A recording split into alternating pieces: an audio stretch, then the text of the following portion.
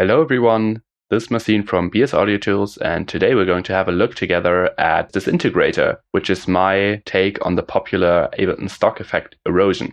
If you're anything like me, you tend to use Erosion quite a bit to add this certain grit and dirt to a sound. Few people actually know what Erosion does under the hood. Some assume that it just adds noise with an envelope follower or a sine wave with an envelope follower, or that it does ring mod, but actually neither of those two are true. If we have a look inside the Ableton manual, you will see that it states that the erosion effect degrades the input signal by modulating a short delay with filtered noise or a sine wave. Since I felt like erosion was a bit limiting, I built Disintegrator, which builds on top of the same principle, but has a lot of more options.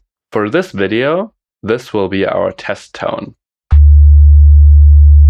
As you can hear, this is just a simple sine wave. Now to compare the two devices, let's first hear that with Erosion.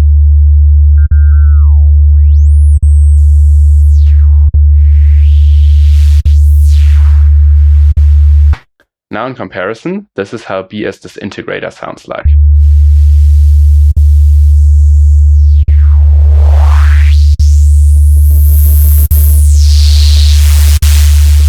As you can hear, they sound very similar. However, B.S Disintegrator has a bit more range in the amount parameter. Let's quickly go over the other parameters in the noise mode before we switch over to the oscillator and the input modes. In the noise mode, we still have the standard white noise that is in the original Erosion. However, we also have 5 more noise types. I will showcase them in a short bit. We still have the XY pad that controls the width, frequency, and amount of the filter and the signal. However, now we can also tune the frequency to any chromatic pitch, which is quite nice to get more musical tones out of it.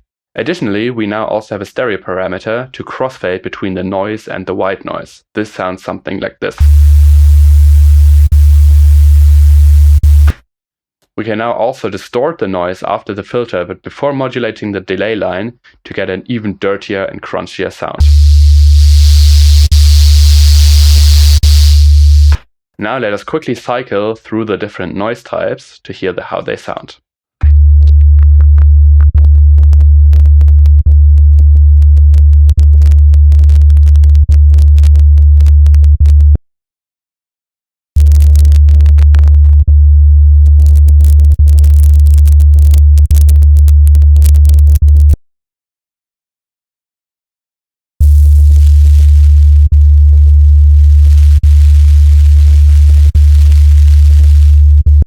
The last two noise types are technically not noise types, but they sound very interesting in my opinion, so I left them in here, and maybe someone uses them for a bit more creative sound design or UI effects or something in that regard.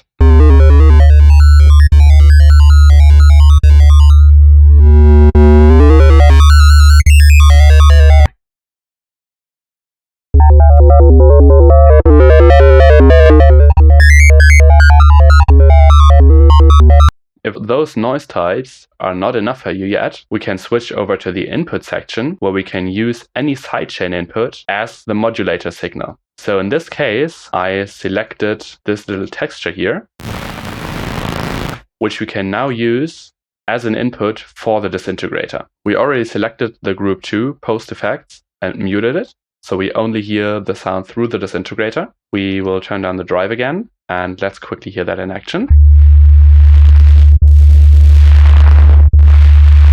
We can obviously also use the stereo information of that sidechain input. Or distort it a bit further to bring out some quieter tones.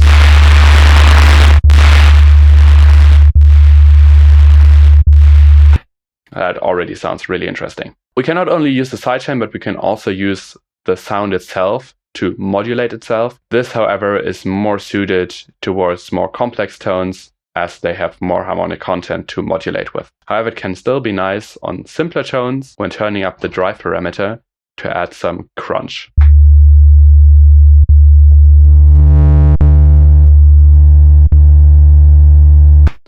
Now moving over to the oscillator section.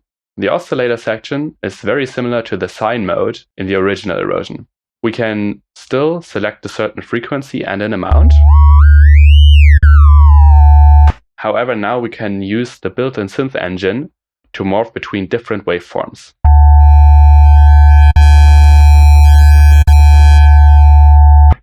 Resulting in much more variety. On top of that, we have this little offset parameter here, which lets us inharmonically offset the frequency, and modulating this will lead to some nice analogish feeling pitch modulation. If you don't want to set the pitch manually, there are some options for that as well. For example, we can use MIDI to control the frequency of the internal synth engine. Use the menu down here to select the sidechain input. If B.S Disintegrator is placed on a MIDI channel, you can use this little A button here to automatically map it to the channel it sits on. Now, instead of a frequency parameter, we have a ratio parameter, as familiar from other FM synthesizers. Setting this to 1 will tune the synth engine to the same pitch as the MIDI note. However, when we increase it, we get more harmonically rich tones.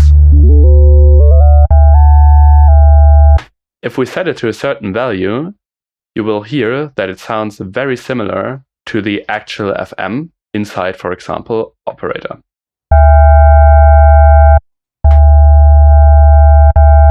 When setting the levels and the amount correctly, the sound is almost indistinguishable from each other. This implies that you can now use B.S Disintegrator at any point in your processing chain and turn Ableton into one big FM synthesizer. In case you're working with audio, you can also use the pitch track itself to pitch track the incoming signal and use that as a source for the modulator's pitch.